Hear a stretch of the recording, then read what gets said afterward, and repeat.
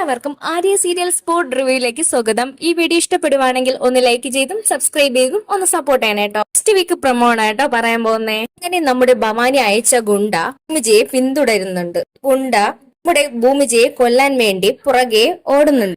പേടിച്ച് ഭൂമിജയും ഓടുന്നുണ്ട്. അതേസമയം തന്നെ നമ്മുടെ ഭൂമിജയെ ആ ഗുണ്ടയുടെ കയ്യിലിരുന്ന ഒരു കത്തി കൊണ്ട് എറിയുവാണ്. സമയം തന്നെ ഭൂമിജ അവിടെ കുഴഞ്ഞു വീഴുന്നുണ്ട്. ഭൂമിയെ കൊല്ലാൻ ശ്രമിച്ച ഭവാനിക്കും ആ ഗുണ്ടയ്ക്കും ഭൂമിജയെ ഒന്ന് തൊടാൻ പോലും കഴിഞ്ഞിരുന്നില്ല. എന്നാൽ ആ ഗുണ്ടയുടെ കയ്യിൽ നിന്നും നമ്മുടെ ഭൂമിജയ്ക്ക് രക്ഷപ്പെടാനുള്ള സാഹചര്യം അവിടെ ഉണ്ടായി. എല്ലാം കഴിഞ്ഞത് മുതൽ അച്യുതന് പേടിയായി തുടങ്ങി. എന്റെ മകളെ ഭവാനി കൊല്ലുമെന്ന് ഉറപ്പായി കഴിഞ്ഞു.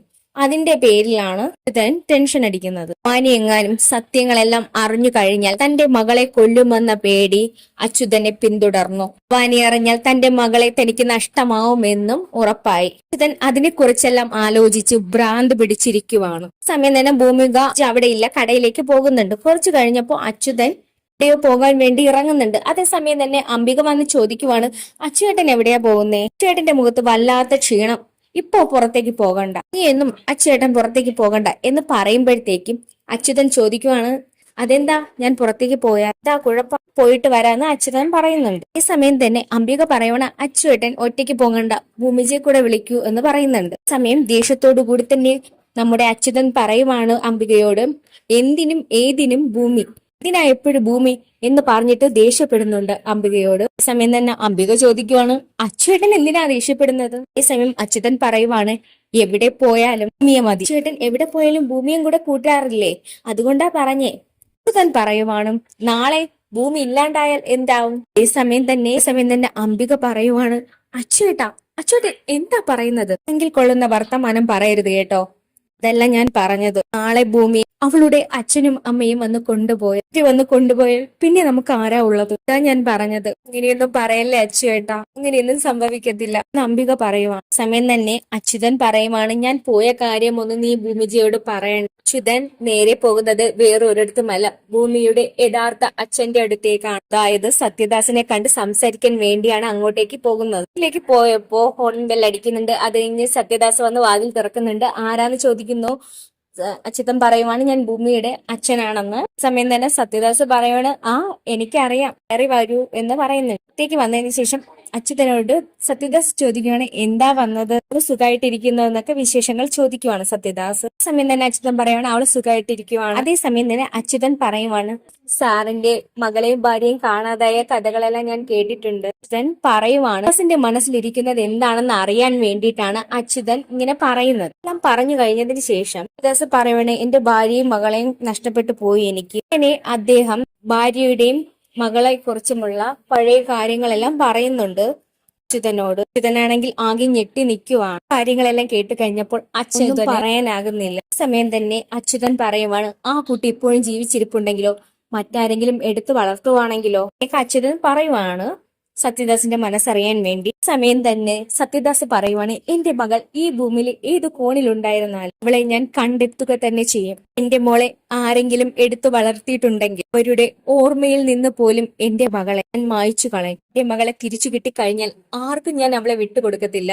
കുറച്ച് കാര്യങ്ങൾ സത്യദാസിനോട് പറയുവാണ്. ശേഷം സത്യദാസ് പറയുവാണ് ഇത് കേൾക്കുമ്പോ ഞെട്ടി നിൽക്കുവാണ് നമ്മുടെ അച്യുതൻ. ഇത് കേട്ട് ടെൻഷൻ അടിച്ച് നിൽക്കുവാണ്. തന്റെ മകളെ എന്നേക്കുമായി തനിക്ക് നഷ്ടപ്പെടുമോ, അവളെ കൈവിട്ടു പോകുമോ എന്നൊരു വേദനയായി മാറി. പേടിച്ച് നമ്മുടെ അച്യുതൻ സത്യദാസിന്റെ മുന്നിൽ നിൽക്കുന്നുണ്ട്. സമയം തന്നെ സത്യദാസ് പറയുവാണ്, ഇപ്പൊ ഇതൊക്കെ വന്ന് ചോദിക്കേണ്ട ആവശ്യം എന്താന്ന്. സമയം തന്നെ അച്യുതൻ പറയുവാണ്, സാറിനെ പറ്റിയുള്ള കാര്യങ്ങളെ എപ്പോഴും മോള് വീട്ടിൽ വന്ന് പറയാറുണ്ട്. കേട്ടത് കൊണ്ടാണ് ഞാൻ സാറിന്റെ അടുത്തൊന്ന് ചോദിക്കാന്ന് കരുതിയത്. ഈ സമയം തന്നെ സത്യദാസ് പറയുവാണ്, ഇങ്ങനെ ഒരു മകളെ കിട്ടിയ താനൊരു ഭാഗ്യവാനാടോ. എന്റെ മോൾക്കും ഭൂമിയുടെ അതേ പ്രായമാണ്. കുറച്ച് വിശേഷങ്ങളെല്ലാം സത്യദാസിനോട് സംസാരിച്ചതിന് ശേഷം അച്യുതൻ അങ്ങോട്ടേക്ക് പോയി. അച്യുതൻ പോയതിനു ശേഷം സത്യദാസ് ഭൂമിജയുടെ കുഞ്ഞിലത്തെ ഫോട്ടോയില് തൊട്ട് തലോടി വിഷമിച്ച് നിൽക്കുവാണ്. ശേഷം വീട്ടിലേക്ക് എത്തിയ അച്യുതൻ ഈ വീട് വിട്ടും ഈ നാട് വിട്ടും പോകണമെന്ന് തന്നെ നമ്മുടെ അംബികയോട് പറയുന്നുണ്ട്. ഇവിടെ നിന്നു കഴിഞ്ഞാൽ തനിക്ക് തന്റെ മകളെ നഷ്ടപ്പെടുമെന്ന്. അപ്പോൾ വേറൊരാളെ അച്ഛ എന്ന് വിളിക്കുന്നത് എനിക്ക് കേൾക്കാനുള്ള പ്രാണി തനിക്കില്ലെന്ന് അംബികയോട് പറയുന്നു. പിന്നെ കുറച്ച് കാര്യങ്ങൾ തീരുമാനിക്കുന്നുണ്ട്. ഈ നാട് വിട്ടു തന്നെ പോകണമെന്ന് പറയുന്നുണ്ട്. ഈ സമയം തന്നെ കൊലയാളി ഭവാനിയെ വിളിച്ചിട്ട് പറയുവാണ് ഭൂമിജ അച്യുതന്റെ മകളാണെന്ന്. ഗുണ്ട വിളിച്ചു പറഞ്ഞത് കേട്ടതിന് ശേഷമാണ് ഭവാനിയുടെ മനസ്സിനൊരു തൃപ്തി തോന്നിയത്. ഈ സമയം തന്നെ ഭവാനിയോട് അഞ്ജന ചെന്ന് പറയുന്നുണ്ട് അജയുടെ മനസ്സിൽ ആ ഭൂമിജയാണ്. ഭവാനിക്ക് ഇത് കേട്ടപ്പോൾ ഒട്ടും തന്നെ ദേഷ്യം അടക്കാൻ കഴിയുന്നില്ല. ഭവാനി കട്ടക്കലിപ്പിലാണ്. ഭൂമിജയാണെങ്കിൽ സത്യദാസിന്റെ മകളല്ല. അതൊരു ആശ്വാസമായിരിക്കുന്ന സമയത്താണ് അഞ്ജനയുടെ ഈ പരാതി. ഭവാനി അഞ്ജനയോട് പറയുവാണ് ഭൂമി എന്ന് പറയുന്ന അവളെ ഈ ഭൂമിയിൽ നിന്ന് തന്നെ അഴിച്ചു കളയാം. എന്റെ മകളുടെ ജീവിതത്തിന് തടസ്സമായി നിൽക്കുന്ന ആരായാലും അവരെ എന്നേക്കുമായി ഞാൻ തുടച്ചു മാറ്റും എന്ന് ഭവാനി മകൾക്ക് വാക്കു കൊടുക്കുന്നു. മകൾ ഒരു കാരണവശാലും അജയിൽ നിന്ന് പിന്തിരിയരുത് എന്നൊരു ദൃഢനിശ്ചയമാണ് നമ്മുടെ ഭവാനി എടുത്തിരിക്കുന്നത്. മാത്രവുമല്ല അതുവഴി അവിടുത്തെ എല്ലാ സ്ഥാനങ്ങളും സ്വത്തിലും ഇവർക്ക് അവകാശം. എന്നോട് പറഞ്ഞു ഈ വിവാഹത്തിന് താല്പര്യമില്ലെന്നുള്ള കാര്യം. ഭവാനിയോട് പറയുമ്പോൾ ഭവാനി പറയുവാണ് അവൻ അങ്ങനെ പറഞ്ഞെന്ന് കരുതി നീ ഇതിൽ നിന്ന് മാറി നിൽക്കരുത്. നീ വീണ്ടും അവനെ കൂടുതൽ നിന്നോട് ചേർത്ത് നിർത്തണം. ഇതിനുള്ള സാഹചര്യങ്ങൾ നീ തന്നെ ഉണ്ടാക്കിയെടുക്കണം. ഭവാനി കുറച്ച് ഉപദേശം നമ്മുടെ അഞ്ജനയ്ക്ക് നൽകുന്നുണ്ട്. സ്ത്രീക്ക് അഞ്ജനയോട് വിവാഹത്തിന് താല്പര്യമില്ല എന്ന് പറഞ്ഞതിന് ശേഷവും നമ്മുടെ അഞ്ജന അജയുടെ പുറകെ നടക്കുന്നുണ്ട്. അജയെ ഏത് തരത്തിലെങ്കിലും അഞ്ജനയോട് ഇഷ്ടം തോന്നിപ്പിക്കാൻ വേണ്ടി അവൾ അതിനുവേണ്ടി അജയ്ക്ക് വേണ്ടി പൂക്കളും ഗിഫ്റ്റും എല്ലാം കൊടുക്കുന്നുണ്ട്. പക്ഷെ അജയ്ക്ക് അതൊന്നും തന്നെ ഇഷ്ടമല്ല. എല്ലാം അഞ്ജന ചെയ്യുമ്പോഴും അജയ്ക്ക് അഞ്ജനയോട് തീരെ വെറുപ്പ്. തരത്തിലും നമ്മുടെ അജയെ അഞ്ജന വിടുന്നില്ല. അത് കാരണം ഭൂമിജ വെച്ച് തന്നെ കളിക്കാമെന്ന് ദൃഢനിശ്ചയം എടുത്തിരിക്കുകയാണ് അജയ്.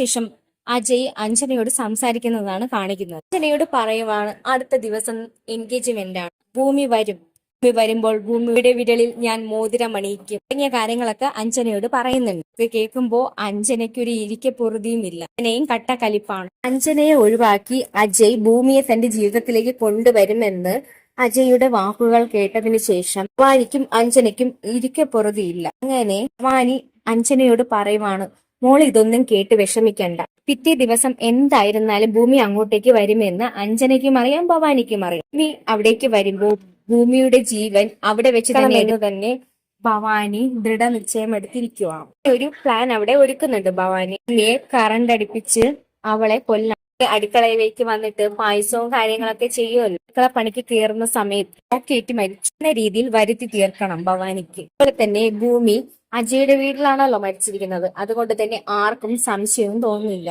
സമയം തന്നെ ഭവാനി മോളെ ആശ്വസിപ്പിക്കുന്നുണ്ട്. അച്യുതന്റെ മകൾ ഇങ്ങോട്ടേക്ക് വരട്ടെ, അവള് പിന്നെ ജീവനോടെ തിരിച്ചു പോകത്തില്ല എന്ന് പറഞ്ഞിട്ട് ഭവാനി അച്ഛനെ ആശ്വസിപ്പിക്കുകയാണ്. ശേഷം ഭവാനി അടുക്കളയിലേക്ക് കയറിയിട്ട് സ്വിച്ച് ബോർഡിൽ എന്തൊക്കെയോ ചെയ്യുന്നുണ്ട്. കളൊക്കെ സെറ്റ് ചെയ്ത് കൊല്ലാൻ വേണ്ടിയുള്ള സെറ്റപ്പ് എല്ലാം ചെയ്യുന്നുണ്ട്. അഞ്ജനയ്ക്കാണെങ്കിൽ അമ്മയിൽ നിന്ന് ഒരു ഉറപ്പ് കിട്ടിയല്ലോ. കഴിഞ്ഞിട്ട് അജയുടെ മുന്നിലേക്ക് അഞ്ജന എത്തുന്നുണ്ട്. സമയം തന്നെ ഒരു വെല്ലുവിളിയായിട്ട് പറയുവാണ് അജയോട് അഞ്ജന നിന്റെ ഒരു കളികളും എന്നോട് നടക്കത്തില്ല. അങ്ങനെ ഭവാനി ആരും അറിയാതെ അടുക്കളയിലേക്ക് കയറിയിട്ട് അവിടെ സ്വിച്ച് ബോർഡിൽ എന്തൊക്കെ വയറൊക്കെ ഘടിപ്പിക്കുന്നുണ്ട് അജയെ കൊല്ലാൻ വേണ്ടി. കഴിഞ്ഞിട്ട് കാണിക്കുന്നതെന്ന് വെച്ചാൽ അഞ്ജനയ്ക്ക് എന്തായാലും അമ്മയുടെ കയ്യിൽ നിന്നും ഉറപ്പ് കിട്ടിയല്ലോ. കാരണം ആ വാശിയോടെ തന്നെ നമ്മുടെ അജയുടെ അടുത്തേക്ക് പോകുന്നു. അമ്മയിൽ നിന്ന് ഉറപ്പ് കിട്ടിക്കഴിഞ്ഞല്ലോ, അതുകൊണ്ട് തന്നെ അഞ്ജന നേരെ അജയുടെ അടുത്തേക്ക് പോകുന്നുള്ളു. എന്നിട്ട് പറയുവാണ് ഒരു കളികളും എന്റെ അടുത്ത് നടക്കത്തില്ല. ഞാൻ എന്ന കുറ്റിയിൽ തളച്ചിടും. ആ കുറ്റിക്ക് ചുറ്റും മാത്രമേ നീ കറങ്ങത്തുള്ളൂ എന്നൊക്കെ പറഞ്ഞിട്ട് അഞ്ജന അജയെ ഭീഷണിപ്പെടുത്തുന്നുണ്ട്. ഒരിക്കലും നിന്റെ ജീവിതത്തിൽ ഭൂമി എന്ന് പറയുന്നവൾ കടന്നു വരില്ല. നിന്റെ ജീവിതത്തിൽ നിനക്കൊരു ഭാര്യ ഉണ്ടാകുന്നെങ്കിൽ ഈ ഞാനായിരിക്കും എന്ന് അഞ്ജന ഇങ്ങനെ പറയുന്നത് കേട്ട് അജയ് ഞെട്ടി നിൽക്കുവാണ്. അഞ്ജനയാണെങ്കിൽ രണ്ടും കൽപ്പിച്ചാണ് ഇരിക്കുന്നതെന്ന് അജയ്ക്ക് മനസ്സിലാകുന്നുണ്ട്. അജയ്ക്കാണെങ്കിൽ ഇതിൽ നിന്നും തലയുരി പോകാനും പറ്റാത്ത അവസ്ഥയാണ്. കാരണം മുത്തശ്ശിയാണ് ഈ തീരുമാനം എടുത്തിരിക്കുന്നത്. മുത്തശ്ശിയുടെ തീരുമാനത്തിനപ്പുറം അജയ്ക്ക് ഒന്നും ചെയ്യാനാകത്തില്ല. അങ്ങനെ ഒന്നിനും പറ്റാതെ പോയ ഒരു സാഹചര്യമാണ് അജയുടേത്. ഈ സമയം തന്നെ അജയ്ക്ക് മനസ്സിലാകുന്നുണ്ട് അജയുടെ ജീവിതം വീണ്ടും ദുരിതത്തിലേക്ക് ആയിട്ടുണ്ടെന്ന്. സമയം തന്നെ ഭൂമിയോട് അച്ഛൻ പറയുന്നുണ്ട് നമുക്ക് ഈ നാട്ടിൽ നിൽക്കണ്ട, നമുക്ക് വേറെ എവിടെയെങ്കിലും പോയി താമസിക്കാമെന്ന്. ഈ സമയം തന്നെ ഭൂമിച്ച പറയുവാണ്, അച്ഛൻ എന്തൊക്കെയാ ഈ പറയുന്നേ, നമ്മൾ എങ്ങോട്ടാ പോവാൻ, നമ്മൾ എങ്ങോട്ടേക്ക് പോവാനാ, പിന്നെ നമ്മൾ ഇവിടെ നിന്ന് വേറൊരിടത്ത് മാറി താമസിക്കുന്നത്. ഈ സമയം തന്നെ അച്യുതൻ ദേഷ്യത്തോടു കൂടി പറയുന്നുണ്ട്, ഇവിടുന്ന് മാറി താമസിച്ചേ പറ്റത്തുള്ളൂ. അച്യുതൻ തറപ്പിച്ചു പറയുന്നത് കേട്ടപ്പോൾ ഭൂമി ഒന്നും ഞെട്ടി. അച്ഛൻ ഇതുവരെയായിട്ടും ഇങ്ങനെ ദേഷ്യപ്പെട്ടേ ഭൂമി കണ്ടിട്ടില്ല. ഈ സമയം തന്നെ അംബിക പറയുവാണ്, അച്യുതനെ ഇതെന്താ പറയുന്നതെന്ന്.